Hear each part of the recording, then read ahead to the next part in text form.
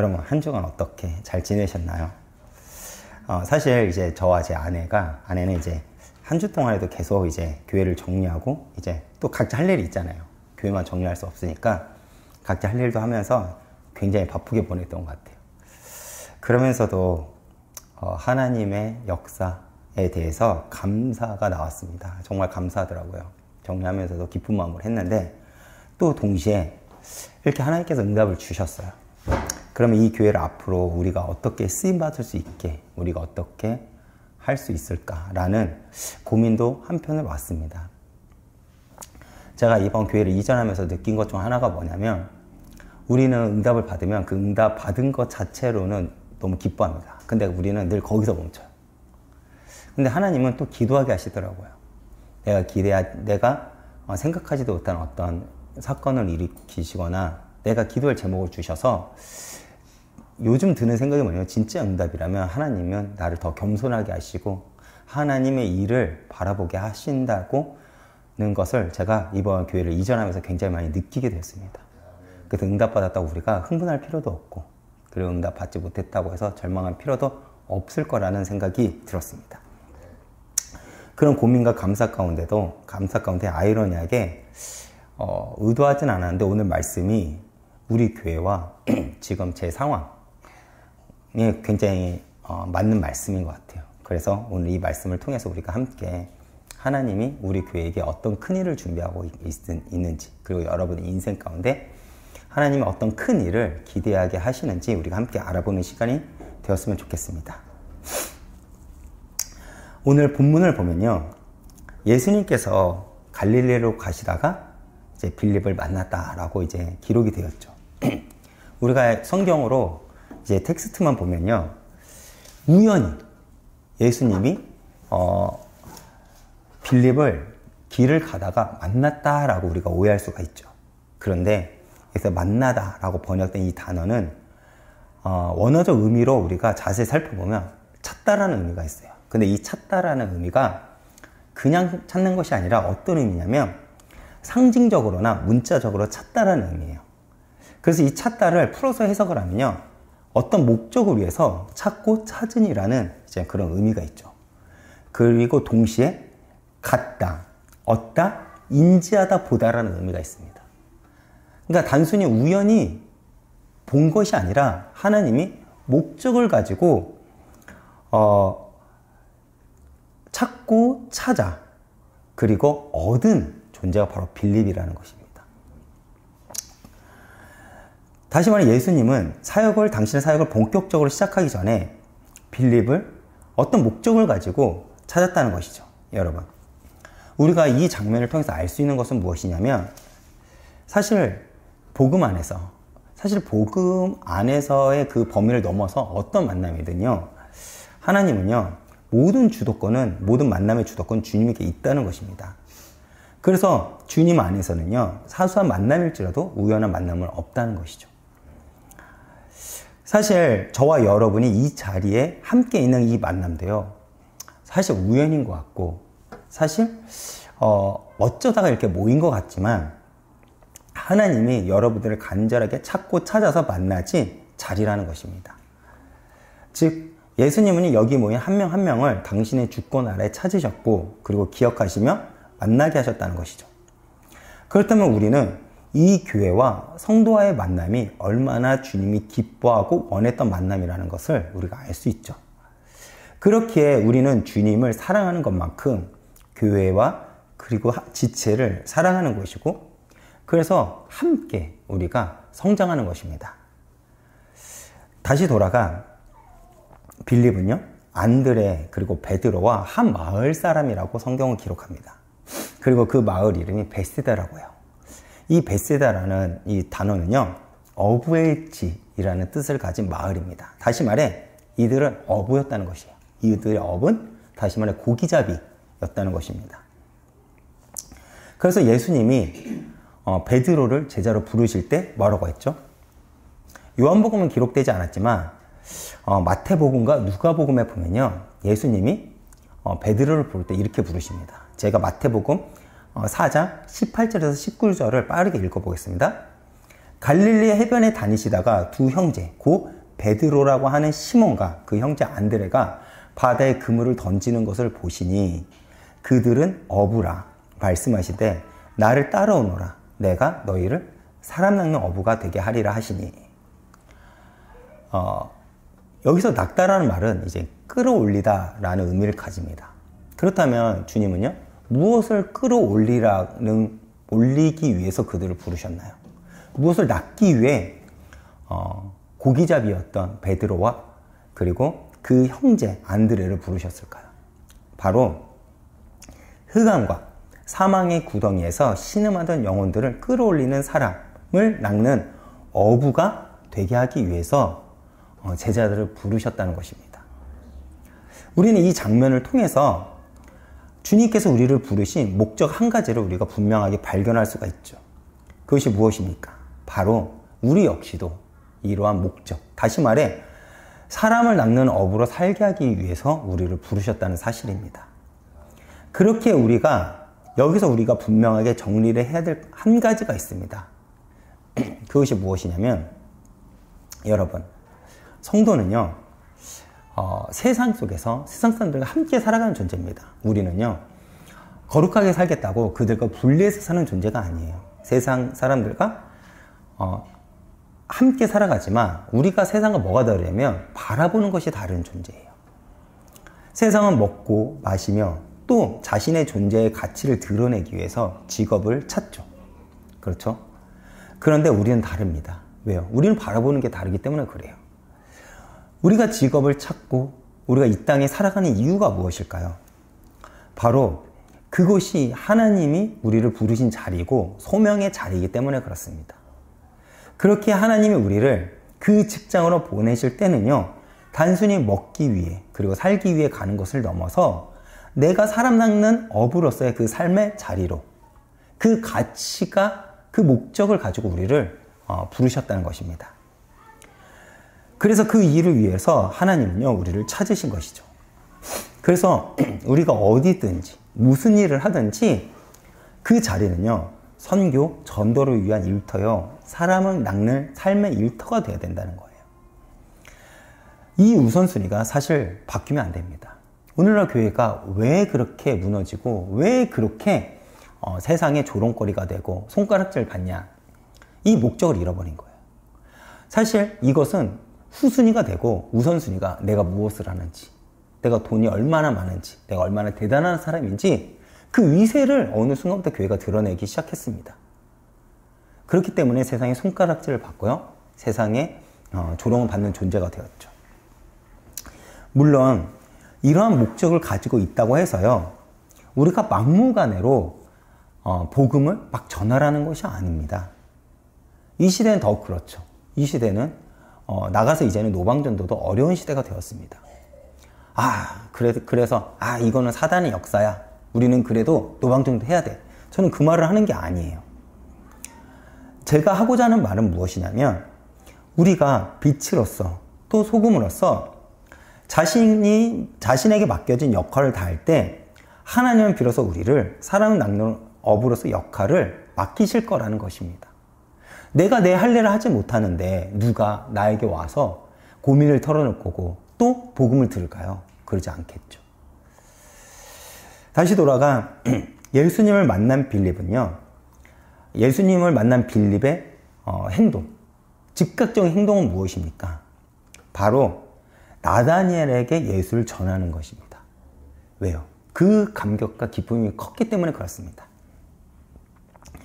그런데 빌립은 자신이 만난 예수를 친구 나다니엘에게 소개하지만 사실 이때까지 빌립은요, 정확히 예수가 누구인지 알고 이야기한 것이 아닙니다. 단지 자신이 알고 있었던 그 정보만을 전달한 거예요. 그래서 나다니엘의 반응은 뭐죠? 나사렛에서 무슨 선한 것이 나겠느냐라고 이렇게 얘기를 합니다. 이것을 보고 우리가 한 가지 추측할 수 있죠. 무엇이냐면, 당시 나사렛은요, 아주 보잘것없고 가치 없는 곳이었다는 거예요. 사실 소망이 없는 동네였다는 것입니다. 여러분, 그렇다면 왜 나사렛이 소망이 없는 동네인지 아십니까? 제가 성경 한 구절을 읽어보겠습니다. 이사야서 9장 1절입니다. 제가 읽어보겠습니다. 전에 고통받던 자들에게는 흑암이 없으리로다. 옛적에는 여호와께서 스불론 땅과 납달리 땅이 멸시를 당하게 하셨더니 후에는 해변이 길고 요단 저쪽 이방의 갈릴리를 영화롭게 하셨느니라. 여기서 하나님께서 멸시를 당하게 했던 장소 스불론과 납달리 땅이 바로 나사렛이라는 동네예요. 왜 그러냐라고 하면, 왜 멸시를 당하게 하셨냐라고 하면, 이곳은요 북쪽에 있어서 그 이방 나라들과 접견 지역이었어요. 그래서 이방 민족에게 영향을 많이 받은 곳입니다. 다시 말해 우상 숭배가 빈번했고요. 그곳에서는 그 하나님보다 그 이방 민족을 섬기는 문화가 횡행했다는 것이죠.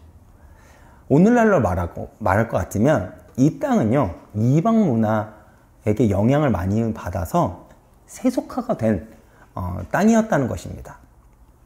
이러한 편견이 오랜 세월 동안 이스라엘 땅에는 가지고 있었던 지역이 바로 나사렛 지역이었다는 것이요.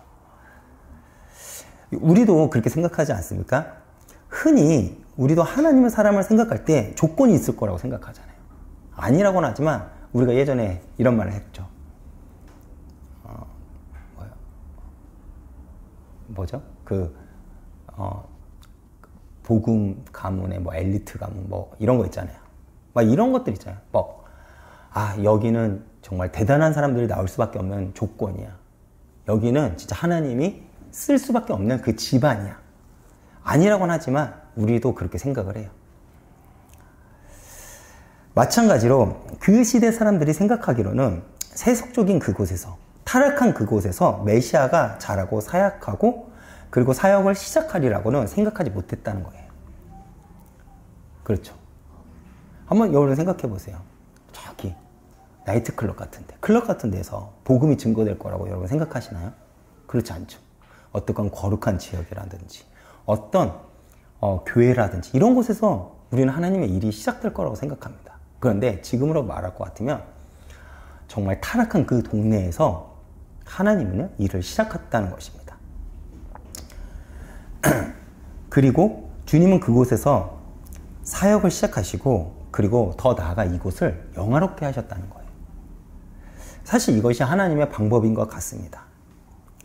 우리는 흔히 내가 무엇을 가지고 능력이 있어야만 하나님의 영광을 드러낼 것이라고 우리는 생각을 합니다. 그래서 우리는 자꾸 뭘 하려고 하죠. 내가 성공하려고 하고요. 내가 하나님 일을 위해서 내가 이런 직업을 갖겠습니다. 이렇게 성공하겠습니다. 그런데 이것은 지극히 인간적인 생각입니다. 여러분, 지금까지 구원의 역사를 진행하는데 하나님은요 언제든지요 나사렛과 같은 낙후되고 볼품은 없지만 주님을 신뢰한 이들을 통해서 역사를 하셨다는 것입니다. 상상이 가시나요? 당시 이스라엘은요 전 세계가 주목하지 않은 지역이었어요. 나라였어요. 그때는 로마가 중심이었고요 유럽이 중심이었습니다. 그런데 생각을 해보세요. 그 작은 땅에서 시작된 이 복음이요 전 세계를 정복을 했습니다. 아무도 기대하지 않았던 역사죠. 우리에게도 복음이 들어온 것도 마찬가지입니다. 어떤 이가 복음을 처음 받았죠? 백정입니다. 백정. 우리나라에도 가장 먼저 복음을 받아들이고 목사가 된 가문이 백정 집안이라는 거예요. 여러분 이 사건이 이해가 가시나요? 대단한 집에서 하나님께서는 이 복음을 시작하지 않았다는 것입니다.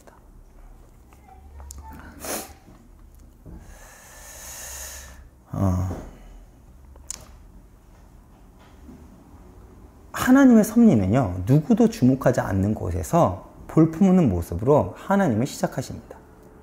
그래서 사실 많은 이들이 하나님의 역사를, 하나님의 일을 놓치고 보지 못하죠.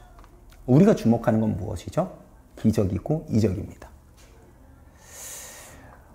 사실 제가 말씀을 준비하면서 이 장면에서 굉장히 많은 위로를 받았습니다. 왜냐하면 사실 제가 개척할 때 누구도 기대하지 않았어요. 물론 지금도 마찬가지일 거라고 생각을 하는데, 그런데 예수님의 사역의 시작은 어디서 시작을 했냐면 누구도 기대하지 않았던 나사렛에서 시작하셨습니다. 이처럼 어쩌면 하나님은요 아무 보잘것도 없고 볼품없는 이 교회를 통해서 일을 하실 거라는 기대가 조금 생겼다는 것이죠. 저는 이것이 우리 교회가 가지고 있는 언약이었으면 좋겠습니다. 저뿐만 아니라 여기 함께 모인 여러분들이 이 말씀을 통해 맞아, 하나님은 언제든지 이렇게 시작했어. 그렇게 한다면 우리는요 낙심하지 않고 지치지 않을 거라는 것입니다. 그렇다면 우리는 하나님의 시작을 보려면 어떻게 해야 될까요? 간단합니다. 낮고 겸손해야 돼요. 사실 우리의 죄성은 언제나 높아지길 바라는 마음이 있습니다. 아담이 왜 타락했죠? 높아지고자 하는 마음에서 그 타락이 시작이 되었습니다. 마찬가지죠. 오늘날 많은 이들이 왜 교회를 통해서 예수를 보지 못할까요? 원래 교회는 예수를 소개하는 곳이고 세상에서 찾지 못한 예수를 소개하고 보여주는 곳이 교회 아닙니까? 그런데 어느 순간부터 교회가 높아졌습니다. 자신의 세력들을 자랑하기 시작했고요. 자신의 크기를 자랑하고 부를 자랑하기 시작했습니다. 자신의 사역을 자랑하고요. 목사들, 저 같은 목사들은 자신의 사역, 자신의 하나님께서 얼마나 큰 역사를 했는지 그것을 자랑하기 시작하면서 높아지기 시작한 것입니다. 그렇게 높아진 교회를 통해서 세상은 어느 순간부터 예수를 보지 못하기 시작한 거죠. 예수를 보여줘야 하는 곳에서 예수를 보지 못하니 오늘날 교회가 세상에서 외면을 받는 것이죠. 그래서 작은 것이라도 소중히 여길 줄 아는 낮고 겸손한 마음이 될 때, 그때 우리는 비로소 하나님의 시작이 보여집니다. 그래서 심령이 가난한 자가 복이 있다고 주님이 말씀하신 거죠. 왜요? 왜 그럴까요? 주님의 시작 역시도 그렇게 시작했기 때문에 그렇습니다. 그런데 나다니엘은 빌립의 말에 나사렛에서 선한 것이 있겠냐고 말한 나다니엘에게 빌립은 뭐라고 합니까? 한마디만 합니다. 와서 보라. 부타 얘기를 하지 않습니다. 그 사람을요 이해시키려고 하지도 않아요. 한마디 합니다. 와서 보라. 저는 이 말이 너무나도 좋았어요. 왜 그렇죠? 저는 지금 이 성경의 이 장면과 저희 교회 현재 상황이 겹쳐서 보였어요. 사실 우리 교회가 지금 그런 입장인 것 같아요. 지금 이곳에, 이 교회에 무슨 선한 것이, 무슨 큰 역사가 일어나겠느냐 많이 물어볼 수가 있죠. 여러분들한테도 그렇게 물어볼 수도 있어요. 뭐 그렇게 작은 교회에서 여러분 신앙생활을 해, 규모가 있고 그럴듯한 교회에서 신앙생활을 하면 얼마나 좋아. 시스템이 갖춰져 있고. 그렇죠. 그때 우리가 할 수 있는 말은 무엇이죠? 와서 보라. 이 한마디만 우리가 하면 됩니다. 구태부터 말할 필요가 없는 거예요. 지금 보기에는 어설프고 보잘것없지만 너희가 와서 예배를 보고 말씀을 들어본다면 달라질 거라는 것입니다. 빌립은 이 말 한마디를 한 거예요. 그리고 나다니엘은 그 빌립의 말을 따라 가서 예수를 만나게 되었죠. 여러분은 예수를 알고 믿었습니까? 아니면 믿고 알게 되었습니까? 우리는 사실 알아야 믿는다고 생각을 하지만 엄밀히 말하면 신앙은요 믿어진 다음에 예수를 알게 되는 과정입니다. 그래서 이 기독교, 이 종교의 아이러니는요 하나님의 은혜가 임하면요 저렇게 작은 아이들도요 주님이 믿어줘요. 다른 종교는요 이해를 해야 돼요. 철학을 이해해야 되고요 이 시대를 이해해야 돼요. 그리고 나서 진리를 찾아가는 과정에 만나게 되는 것이 종교라고 하면요 기독교는요 하나님의 은혜가 임하면 바로 믿어집니다. 우리는 믿고 가는 것이고 믿기 때문에 알게 되는 것이에요. 그리고 예수를 알면 알수록 우리의 믿음은 더 커지죠. 그래서 사실 기독교는요 논리나 이해나 설득으로 깨달아지는 종교가 아니라는 것입니다. 여러분, 하나님이신 예수 그리스도가 죄인의 몸으로 오신 것이 논리로 그리고 이성으로서 설명이 되나요? 거기까지 안 가도 돼요. 여러분들이 이 자리에 나와서 이 부족한 목사의 말을 듣고 헌신하고 헌금하고 예배를 드리는 것이 다른 사람들이 보기에 이해가 갈까요? 그렇지가 않죠. 가장 비논리적인 사건이 내가 구원을 받았다는 거예요. 우리가 구원받을 자격이나 조건이 되나요? 우리는 조그만 내 이익에 손해만 보더라도 우리는 화를 내고 분노를 하는 것이 우리의 모습 아닙니까? 근데 그런 우리가요 구원을 받았대요. 구원받을 자격이 없는 우리가요. 그래서 신앙은 믿고 가는 것이지 알고 믿는 것이 아니라는 것입니다. 그래서 빌립이 나다니엘에게 와서 보라고 한 것입니다. 다른 설명은 하지 않았어요. 이것이 경이로운 역설이라는 것이죠. 그리고 이 말은요, 믿음의 근거가 내게 있지 않다는 것을 우리에게 알려주는 사건이기도 합니다. 만약 내가 이에 대해서 주님을 믿는다. 그러면 그 주도권 언제나 나에게 있을 거예요. 그러나 믿음은요, 언제나 주도권이 하나님에게 있습니다. 그렇기 때문에 진짜 예수를 믿는 이들은요, 겸손하게 주님을 바라보고 따라간다는 것입니다. 그런데 사실 나다니엘이 그 빌립의 한마디에 왜 예수를 만나러 갔을까요? 나사렛에 무슨 선한 것이 있겠느냐라고 이야기를 했던 나다니엘이 왜 와서 보라는 그 한마디에 주님을 만나러 갔을까요? 사실 나다니엘은 메시아를 향한 기대와 소망이 있었기 때문에 그렇습니다. 그 근거가 무엇이죠? 47절에 예수님께서 나다니엘에게 이렇게 말씀하십니다. 너는 간사함이 없도다. 다시 말해 그 안에는 깨끗함과 거룩함이 있다는 것이죠. 이 간사함이라는 이 단어는 속이다 혹은 믿기라는 의미를 가집니다. 창세기 27장을 보면 우리가 이 간사한 마음을 가진 한 인물을 우리가 볼 수 있습니다. 누구죠? 바로 야곱입니다. 하나님은요, 야곱에게 복을 주기로 작정을 했죠. 언제부터요? 태중에서부터요. 그러나 야곱은 자기 힘으로 형과 아버지를 속여서 그 복을 빼앗습니다. 그리고 야곱은 하나님에게 미끼를 던져 거래하는 인생을 평생 동안 살았죠. 그 결과가 무엇입니까? 형에게 쫓기고 그리고 삼촌한테 쫓기는 그런 인생을 계속해서 살아갑니다. 우리도 마찬가지죠.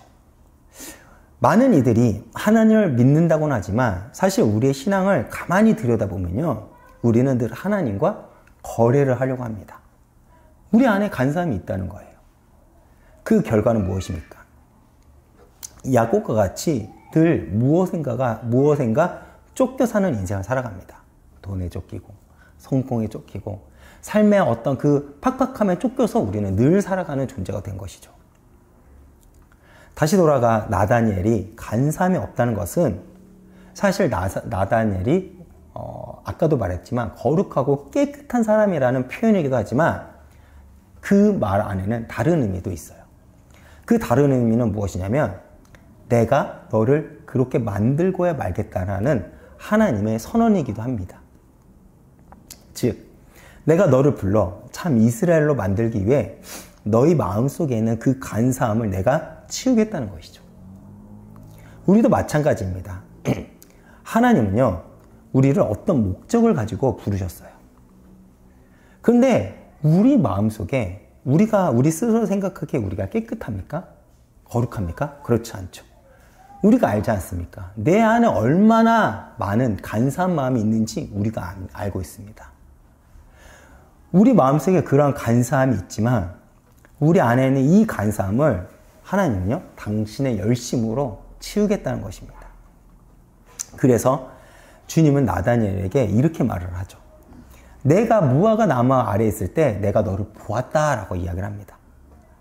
그리고 그 말을 들은 나다니엘은 비로소 예수님을요, 메시아로 고백을 하죠. 당신은 참 이스라엘 사람, 이스라엘 임금이라고 고백을 합니다. 어떻게 나다니엘은 예수님을 고백을 했고 예수님은 나다니엘에게 그런 말을 했을까요? 여러분, 하나님의 사람들이 가지고 있는 동일한 한 가지 공통점이 있습니다. 진짜 이 사람이 하나님의 사람이냐 아니냐, 공통점 하나가 있어요. 그것이 무엇입니까? 바로 하나님을 향한 갈망이에요. 그러니 나다니엘은요, 메시아의 얘기를 듣자마자 의심, 그러니까 설마 거기에 선한 것이 있겠어? 그러나 그 갈망이 있기 때문에 그 빌립의 말 한마디에 예수를 만나러 간 것입니다. 그리고 예수님을 만나고 바로 예수님을 쫓은 것이죠. 당시 율법을 안다고 자부하던 많은 이들은요, 메시아에 대한 소망이 없었고 그렇기에 주님을 보고도 쫓지 않았습니다. 여러분, 우리가 복음을 이제 전할 때가 있죠. 그때 어떤 이들이 복음을 진지하게 듣고 받아들이나요? 진리에 목마른 이들입니다. 그렇죠. 진짜 진리에 목마른 이들이 어떤 한 아줌마가 와가지고 복음을 말하는데 진지하게 들어요. 근데 어떤 이들이 그 복음을 경히 여길까요? 진리에 관심 없는 이들이에요. 마찬가지로 나다니엘은 하나님을 향한 갈망이 있었기에 하나님의 말씀에 반응을 한 것입니다. 그렇다면 무화과 나무 아래에 있었다는 것은 무엇을 의미하는 걸까요? 성경 한 절을 찾아보겠습니다. 이 말에 그 의미가 담겨 있기 때문에 그래요. 열왕기상 4장 25절을 제가 한번 읽어보겠습니다. 열왕기상 4장 25절입니다.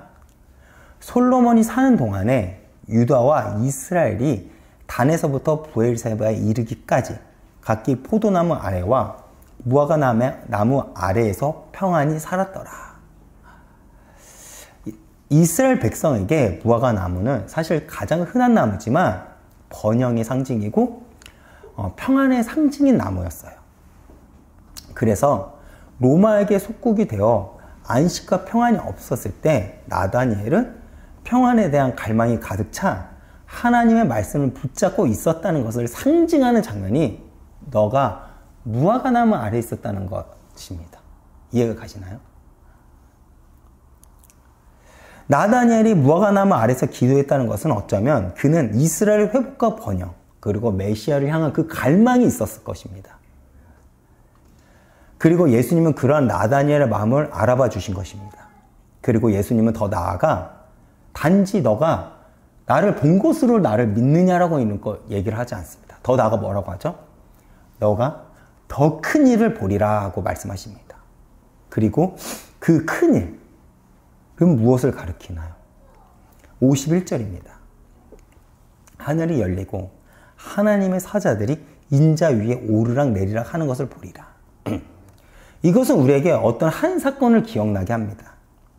바로 창세기 28장 10절에서 12절을 제가 읽어보겠습니다. 야곱이 부엘세바에서 떠나 하란으로 향하여 가더니 한 곳에 이르러는 해가 진지라. 거기서 유숙하려고 그곳 한 돌을 가져다가 베개를 삼고 거기에 누워 자더니 꿈에서 본즉 사닥다리가 땅 위에 서 있는데 그 꼭대기가 하늘에 닿고 또 본즉 하나님의 사자들이 그 위에 오르락 내리락 하고. 예수님은 이 장면을 인용해서 나다니엘에게 말씀하신 거예요. 그렇다면 예수님은 왜 창세기에 베델에서 야곱이 본 꿈을 가져왔는지 우리가 알아봐야 되겠죠. 야곱은 장자권을 얻기 위해서 평생 애썼습니다. 그렇죠? 그러나 그는 하나님의 방법이 아닌 약탈자의 방법으로 그리고 세상적인 방법으로 그 장자권을 형 에서에게 뺏어옵니다. 그리고 그 결과는 약속의 땅에서 떠나고 아무것도 가지지 못한 상태로 이제 약속의 땅에서 떠나게 되죠. 그리고 그렇게 도망치는 과정 속에서 야곱은 하나님을 만나게 됩니다. 지금 이 장면, 창세기 28장의 이 장면에서는 야곱은 아직까지 믿음의 사람이요, 하나님이 쓸만한 조건을 아무것도 가지지 못한 사람이었습니다. 아직 믿음으로 부족한 이였다는 거예요. 여전히 그는 자신의 것을 가지고 있고 여전히 간사한 마음을 가지고 있는 인물이었다는 것입니다. 하나님께 선택만 받았을 뿐이지 너무나도 인간적이고 끔찍하게 자기 것만 가지고 있던 자가 야곱이었다는 것이죠. 그런데 그때 하나님은요, 야곱의 꿈속에서 일을 하십니다. 그리고 그 꿈에 사닥다리가 하늘에 닿았고 천사들이 오르락 내리락 하죠. 그리고 야곱은 자신이 자던 그곳을 하늘을 닿는 장소가 됩니다. 그렇게 그 장소가 하늘과 연결이 되었기에 그 장소는 축복의 약속이 있게 된 것입니다. 그리고 야곱은 이곳이 하나님의 집이구나, 여기가 하늘과 연결된 장소구나 라는 것을 깨닫게 되고 이때 이후로 야곱은요, 이스라엘의 길을 가죠. 그리고 이제부터 이스라엘은 하나님의 제사장 나라가 되고, 더 나아가 이 이스라엘이라는 나라를 통해서 하나님은 메시아, 즉 그리스도를 보내고 하늘과 땅을 이어주게 됩니다. 예수님은 그 이야기를 하는 거예요. 사실 야곱은 세상적인 방법을 쓴 사람입니다. 그리고 나사렛도 어떤 곳이죠? 세속적인 곳입니다. 아무도 그곳에서 메시아가 나올 것이라고 생각하지도 못했던 장소예요. 아마 많은 이들이 베들레헴 혹은 예루살렘에서 메시아가 왔다고 하면 그래도 금방 받아들였을 것입니다. 그런데 야곱이 이스라엘이 된 것처럼 나사렛에서 세상과 하나님을 잇는 메시아가 나타난 것입니다. 이것이 너의 안목을 넘어 너가 큰일을 볼 것이라는 하나님의 선포이기도 하죠. 그리고 우리가 목격한 것은 무엇입니까? 예수를 통해서 사망에서 생명이 옮겨지고 죄인인 우리와 하나님을 있게 하는 장면을 우리가 목격하게 되는 것입니다. 여러분, 야곱과 나다니엘, 이 두 인물의 공통점은 무엇입니까? 비록 야곱의 방법은 세상적이었지만 그의 마음은 나다니엘처럼 하나님을 향한 마음이 있었어요. 그가 왜 장자권을 탐냈을까요? 이 장자권이 하나님이 주시는 축복이 담겨져 있다는 것을 알았기 때문에 그가 장자권을 탐냈던 것입니다. 만약 그가 돈에 힘썼으면, 내가 돈을 얻기 위해서, 재물을 얻기 위해서 힘썼으면 그렇게까지 하지 않았을 것입니다. 형하고 같이 동업을 하면서 아마 재산을 불렸을 거예요. 아버지의 유산만 물려받아도 야곱은요, 넉넉하게 살았을 것입니다. 그러나 이 장자권에 하나님의 축복이 담겨 있다는 것을 알았기에 야곱은 세상적인 방법이었지만 하나님을 향한 갈망이 있기 때문에 장자권을 탐냈던 것입니다. 나다니엘도 마찬가지죠. 저는 이 말씀을 준비하면서 사실 이웃교회를 향한 소망을 보게 되었습니다. 왜? 뛰어난 동네에서 예수님이 오시지 않았죠. 누가 봐도 대단해서 하나님이 쓰신 것이 아니라 하나님이 썼기 때문에 대단한 것입니다. 나사렛, 오늘날에는 이 나사렛이라는 동네, 그 단어가 우리에겐 굉장한 큰 의미죠. 왜요?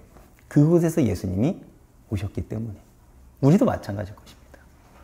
하나님이 이 교회를 붙잡는다면 그래서 우리 교회가 대단하게 되는 것입니다. 그렇게 얼마나 똑똑하고 대단한 자랑을 만드는 싸움이 아니라 얼마나 주님을 쫓고 갈망하는 싸움을 우리가 해야 됩니다. 여러분, 나다니엘은 간사함이 없다고 합니다. 무엇을 이야기하는 걸까요? 하나님을 향한 순결함이 있었다는 것입니다. 신앙은 이런 거예요. 신앙은 내 속에 정결함을 가지고 살아가는 싸움을 해야 됩니다. 내 말과 삶에 그 정결함과 거룩함을 두는 싸움을 해야 된다는 거예요. 제가 최근에 말씀을 연구하고 말씀을 들으면서 한 가지 영적인 비밀을 깨닫게 됐습니다. 기도 응답에 대한 비밀인 것 같아요. 내가 왜 지금까지 기도 응답을 많이 맞지 못했는지, 하나님은 어떤 자를 통해서 일을 하고 계시는지, 그것이 그 비밀이 무엇인지 아십니까? 거룩함을 가지고 살아가는 존재들을 통해서 하나님은요, 응답하시고 반응하신다는 것입니다. 오늘 많은 성도들이 어떻습니까? 이 거룩함은 모르겠고 나는 하나님을 믿으니까 무조건 나에게 복 주세요. 우리가 그렇게 살아가고 있지 않나요? 근데 그게 아니라는 것이죠. 여러분, 간사함이 언제 나오는지 아십니까? 내 것을 붙잡을 때입니다. 내 것을 놓치기 싫으니까 우리는 술수를 쓰는 것이죠. 나를 하나님 앞에서 봐야 됩니다. 기독교에서 선은 무엇을 이야기하는 겁니까? 바로 하나님을 바라보는 것을 선이라고 합니다. 내가 하나님을 닮아가기를 원하고 하나님 안에 거하고자 하는 것을 선이라고 해요. 그것이 신앙의 싸움입니다. 그렇다면 우리가 하나님 안에 거하기 위해서 무엇을 해야 될까요? 기도를 해야죠. 하나님이 끌어가시는 것은 하나님의 일입니다. 그렇다면 우리가 해야 될 것은 무엇이냐면 그 기도를 하면서 거룩함으로 살아가는 싸움을 해야 된다는 것이죠. 주님이 나다니엘을 칭찬하신 것처럼 우리가 칭찬받는 것은 내가 해야 될 싸움입니다. 주님께서 할 것은 주님께 맡기시길 바랍니다. 그리고 그때 내가 있는 장소가 하늘에 있는 장소가 될 것입니다. 그리고 여러분이 기도하는 그 자리가 하나님의 역사가 임하는 그 자리가 될 것이에요. 그러나 하나님을 축복을 맡고 있는 게 나일 수도 있다는 것을 여러분들이 분명하게 기억하시길 바랍니다. 교회가 무너진 이유가 가장 큰 원인이 누구에게 있을까요? 여러분 한번 생각해 보신 적 있습니까? 목사예요. 가장 하나님 말을 많이 하는, 가장 하나님의 일을 많이 소개하는 목사가 타락했기에 교회가 빠르게 무너지고 성도들도 동시에 무너진 것입니다. 그렇다면 반대로 말해서 세상에서 교회를 외면하는 이유가 혹 성도인 내가 그 축복을 받고 있어서 세상이 교회를 외면하고 있지 않나, 우리가 다시 한번 생각해 봐야 될 것 같습니다. 결론입니다. 여러분, 약살자의 삶을 살았던 야곱은요, 부엘세바를 떠나 하란으로 도망가죠. 여러분, 부엘세바는 어떤 의미를 가지고 있냐면 맹세 우물이라는 의미를 가진 지역이었습니다. 그래서 그 지역은 그 이름답게 풍요의 상징인 지역이었어요. 풍요로운 지역이었다는 거예요. 그런데 하란은요, 어떤 의미를 가지냐면 메마른 땅이라는 의미를 가집니다. 즉 야곱은 자신이 가진 간사함 때문에 풍요로운 곳에서 메마른 땅으로 향하게 됩니다. 우리의 인생과 비슷하죠. 아마도 야곱은 자신의 삶은 이제 실패했고 저주받은 인생이라고 생각을 했을 거예요. 우리 청년 시대를 한번 생각을 해보세요. 문제가 닥쳤을 때, 그 어려움 닥쳤을 때 예수는 믿지만 내 인생은 여기서 끝났구나 라고 우리가 생각하지 않습니까? 그리고 그렇게 메마른 땅 하란으로 향하던 중 루스라는 곳에 잠시 잠을 청하게 되죠. 그 장면이 창세기 28장 장면 아닙니까? 그리고 그곳에서 하나님은요, 야곱에게 큰 꿈으로 큰 일을 보여주십니다. 그리고 야곱은 그 루스라는 그 장소를요, 하나님의 집이라는 베델이라고 이제 부르기 시작하죠. 근데 이 루스가 어떤 의미인지 아십니까? 길을 잘못 들었다라는 의미를 가진 지역입니다. 즉, 우리는 하나님을 믿는다고는 하지만 삶이 여전히 막막하죠. 그래서 사실 우리는 길을 잃었다고 생각할 때가 우리는 종종 있습니다. 그렇게 우리가 길을 잘못 들었다. 우리의 인생은 여기서 막혔구나. 끝났구나. 실패했구나. 그 생각하는 그때 사실 그 장소는 내가 선 이곳은 하나님의 집이요. 하늘의 문이 열리는 곳, 하늘의 문이 열리는 곳이라는 것을 여러분들이 기억하시길 바란다는 것이죠. 그렇다면 우리는 길을 잘못 들었다고 생각한 이 루스에서 어떻게 하늘의 문이 열리고 하나님의 집인 베델이 될 수 있을까요? 바로 나다니엘처럼, 그리고 야곱처럼 메시아를 향한, 그리고 하늘의 소망을 가지고 우리가 주님 앞에 엎드려 기도하면 됩니다. 시편 23편을 보면 이런 시가 있죠. 우리를 푸른 초장에 누이신다. 풍요로운 곳에 우리를 누이신다고 합니다. 그런데 우리를 푸른 초장에 누이신다고 하지만 우리가 걸어가는 장소는 어디입니까? 사망의 음침한 골짜기입니다. 그곳이 메마른 땅인 하란이죠. 혹은 우리가 길을 잘못 든 루스일 수도 있습니다. 이때 우리는 절망하죠. 그러나 주님의 방법은 무엇입니까? 주의 지팡이와 막대기로 우리를 지키시고 인도하신다는 것입니다. 그리고 마침내 그 장소에서 하나님은 우리에게 상을 베푸시며 그곳을 하나님의 집으로 만드십니다. 그렇게 우리는 막힌 상황 속에서도 주님을 바라보는 것이죠. 그렇다면 왜 하나님은 그렇게 우리를 하란, 그 메마른 땅으로 인도하실까요? 창세기 28장 13절에서 15절을 보면 하나님은요, 야곱에게 축복을 말씀하시면서 너가 다시 돌아올 거라고 약속을 하십니다. 그런데 그 약속을 야곱이 다시 고향으로 돌아온 데까지 20년이라는 세월이 지납니다. 왜 하나님은 그렇게 길고 긴 세월을 통해서 야곱을 돌아오게 할까요? 그렇게 돌아오게 해야 그의 인생 속에 가장 근본적인 문제인 하나님과 거래하고자 하는 그의 간사함이 뽑혀져 나오기 때문에 그렇습니다. 그리고 야곱이 가지고 있던 그 간사함이 뽑혀져 나오는 그 결정적인 밤이 언제입니까? 다시 돌아오는 길에 여전히 야곱은 마지막 곳을 놓치지 않자 하나님은요, 야곱의 환도뼈를 치시죠.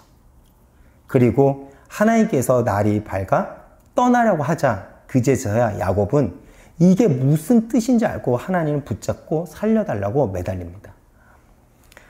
이 고백으로 넘어오는 데까지 야곱은요, 20년이 걸렸다는 거예요. 나는 하나님밖에 없습니다. 내 생각과 경험, 내 것을 내려놓습니다. 이 고백을 하는 데까지 20년이 걸렸다는 거예요. 이것입니다. 그래서 그렇게 오랜 세월 동안 돌고 돌아오게 한다는 것입니다. 이것은 하나님이 택한 백성인 야곱 속에 참 이스라엘이 되기까지 하나님의 일하심이고 하나님의 인도하심이라는 것입니다. 결국 나다니엘에게 참 이스라엘이라고 했던 것은 하나님은 결국 야곱을 참 이스라엘을 만드신 것처럼 내가 너도 그렇게 만들겠다고 하는 당신의 의지이자 열심이라는 것이죠. 그리고 그 과정은 우리의 간사함을 뽑아내는 과정이라는 것입니다. 이것이 얼마나 아플까요? 그렇죠?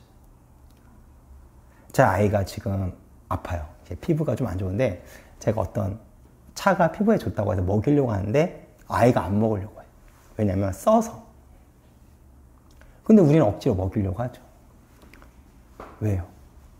그것이 몸속을 들어가야 몸 안에서 좋은 역할을 할 수 있으니까요.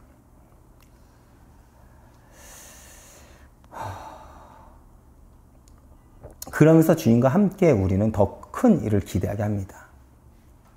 주님은 이 선언을 하고 우리를 부르신 것이죠. 여러분, 우리 눈에는 지금 아무것도 없어 보여요. 이 땅이 메마른 땅 같고요. 이 땅이 나사렛과 같이 보잘것 없어 보입니다. 그렇죠? 큰 교회를 지금 당장 가서 비교해 보세요. 그러나 우리가 이 말씀, 성경 말씀이 진리고 맞다면요, 우리가 기대할 것은 그 크고 번화한 곳이 아니라 바로 이 땅, 루스 같은 이곳, 혹은 나사렛 같은 이곳에서 하나님은요, 당신의 일을 시작하신다는 것입니다. 한 주 동안 그 일을 기대하시면서 승리하시길 바라겠습니다. 제가 이번 주 찬양은요, 예수가 보이네라는 찬양을 준비했습니다. 여러분, 성도가 가장 크게 경험할 일은 무엇입니까? 내가 성공하는 것, 내가 남들보다 높아지는 것, 돈을 많이 버는 것 아닙니다. 우리가 가장 크게 기대하고 볼 것은 뭐냐면 나를 통해 예수가 보이는 것입니다. 그러기 위해서는 내 안에 간사함이 빠져야 되겠죠. 그렇다면 우리는 비록 길을 잃었다고 하지만 그 자리가 하늘을 잇는 베델이 되고 나를 통해 예수가 드러날 것이라는 것입니다. 그렇다면 주님이 나를 부르신 그 목적, 다시 말해 사람을 낚는 사명을 우리는 감당할 수 있을 것입니다. 이것만큼 성도에게 큰일이 있을까요?